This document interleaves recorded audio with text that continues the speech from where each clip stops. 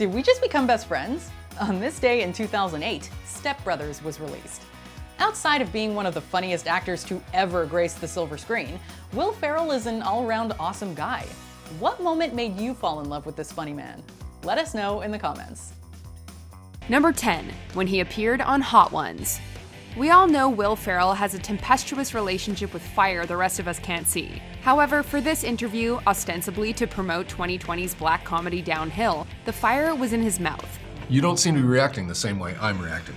Initially, he handles the first round reasonably well, but then things jump up a notch. It's clear that Ferrell strives to remain cordial and answer the questions in a professional manner, but it's not long before he's pulling out the tissue and tossing it to some production assistants. Souvenir! We don't know what Ferrell did to deserve this, but we're pretty sure he was hoping for some of that downhill snow to cascade over him right about then. I literally didn't even hear your question. It's so hot. Number 9, when he roasted Justin Bieber. We don't know about you, but we would love for Ron Burgundy to sling insults at us, no matter the context. I don't have a lot of time. I'm currently over at stage 24, hosting Spike TV's Your Mother's a Fat Bitch award show. It would seem Justin Bieber would agree, as he seemed all too pleased to have Ferrell as Burgundy land some barbs at his expense. Burgundy's approach from the outset seemed somewhat defensive of the Biebs, claiming he's, quote, a man who works with his hands, before tacking on a few more commendations Bieber probably wouldn't apply to himself. Hocked a loogie at his neighbor after the guy complained that Bieber was driving 100 miles per hour in his gated community neighborhood. Eat that, bitch! Honestly, we don't know how Ferrell keeps a straight face through all this, because the STD comment had us laughing to tears. This kid has spunk, moxie, and probably a few other STDs, okay? Number 8, when he spilled and filled his guts. Seriously, Will Ferrell should have gone on Fear Factor, because he absolutely would have killed it. Just a sec. Oh my God! In the meantime, though, we have James Corden to thank for bringing him on for this segment entitled Spill Your Guts or Fill Your Guts, which sees both participants having to choose between answering a difficult question or ingesting something disgusting. It's kind of like Truth or Dare if every dare was to eat something gross.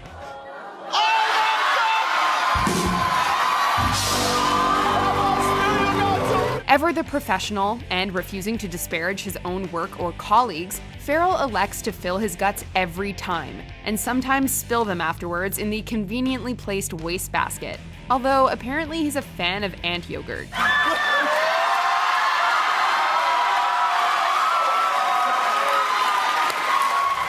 Number 7, when he survived the Arctic Wild. You know what? Forget Fear Factor. We want to see Will Ferrell on Survivor if his expedition with Bear Grylls through the Swedish wilderness is any indication. There's a Twinkie. Can I eat this now? No, save it. Again, though, Ferrell surprisingly holds his own opposite Bear Grylls, at least in comparison to any of us, largely keeping his sense of humor throughout. But it would seem that Ferrell just can't escape eating gross animal parts when Grylls cooks them up a nice serving of reindeer head with a side of eyeball. Better?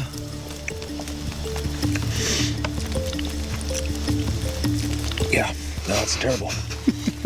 Seriously, between Ferrell eating a fisheye in our last entry and this one, we only need 8 more to get a top 10 times Will Ferrell ate gross eyeballs list going. Can somebody get that trending? Not all bad. Not bad. Number 6, when he was between two ferns. We know Will Ferrell and Zach Galifianakis have great comedic chemistry in comedy sketches, as evidenced by their Funny or Die video, The Debate Cleats. We'd ask you gentlemen to pay attention. It's pretty interesting coming from a guy named Ted Fartass, you know? Yet even before then, we had this gem of a sketch that sees the two of them in one of the most ineffective interviews you'll ever see. It would seem that every time Galifianakis wants to get a question out there, something comes to interrupt it. From a small child to half-assed sponsorship to John Hamm. Okay. Yeah.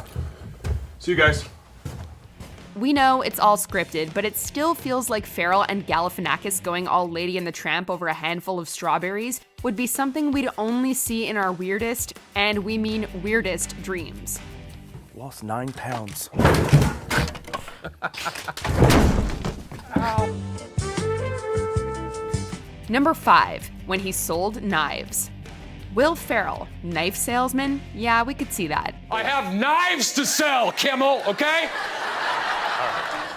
All right, make it, but do it quick, okay? This hilarious Kimmel sketch sees his filming space usurped by a mustachioed Ferrell, who feels indignant over his long-running knife-selling show not getting the credence it so obviously deserves. Except Ferrell's antics are only the icing on the cake, as he has an equally intense Ryan Gosling by his side. Cookie dough. Cotton candy. Chocolate milk. You always gotta slice chocolate milk. How many? The sketch proved so popular that they brought back Ferrell and Gosling 3 years later for another segment in our favorite late-night, knife-related shopping show. And we're sure it had nothing to do with Gosling's crime comedy The Nice Guys being released just weeks later. Get it? Knife guys? Nice guys? Yeah, you got it.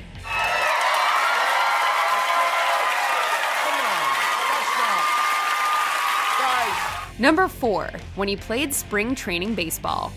Over the years, we've learned that Will Ferrell will do just about anything to promote cancer charities, including doing what no one else has and suiting up for 10 Major League Baseball teams in one day. These teams need a clubhouse presence, and by presence, I mean a 47-year-old flabby guy who doesn't know how to play. During 2015 spring training in Arizona, Ferrell took the field in 5 separate games for 10 separate teams at 10 separate positions, designated hitter included.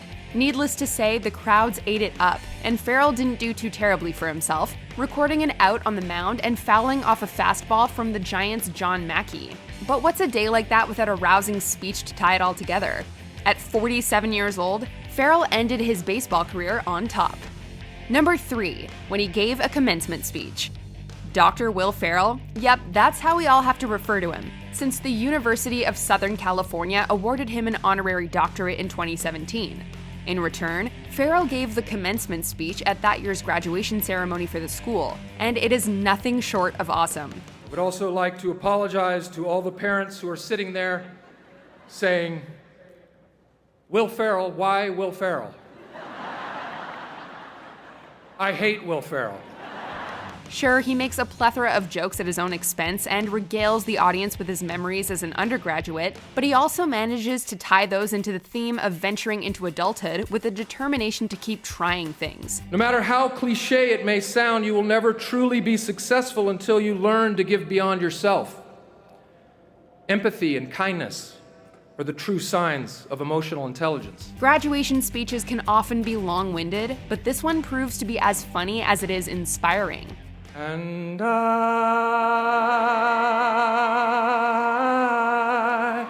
will always love you.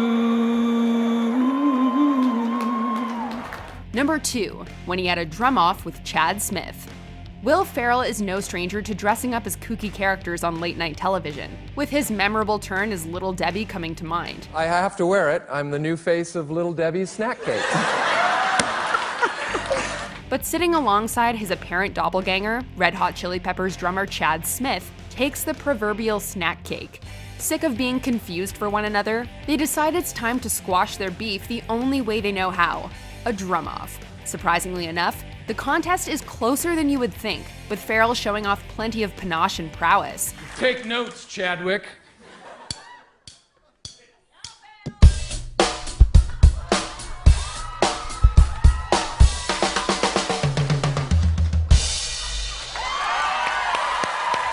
Turns out Ferrell is crowned the victor, but really we're all winners when he plays the cowbell alongside the rest of the Chili Peppers in a rendition of Don't Fear the Reaper.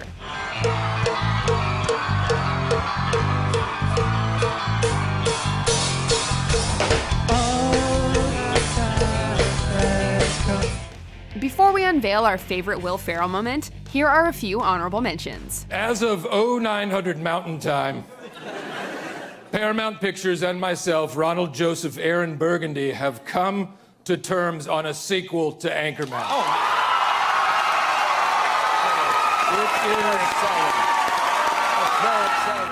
Just a small town girl Where does she live? living in a lonely world. Does she stay there or was she traveling? Would you say your love life was similar to this man? That's Pete Davidson. No. But I would say his body tattoos are similar to mine. Yeah, that's the first thing I thought when I saw that photo. Yeah. I don't know what it means to the Twilight franchise. I just don't know. I'm sure it's gonna be fine. It's not gonna be fine, ever!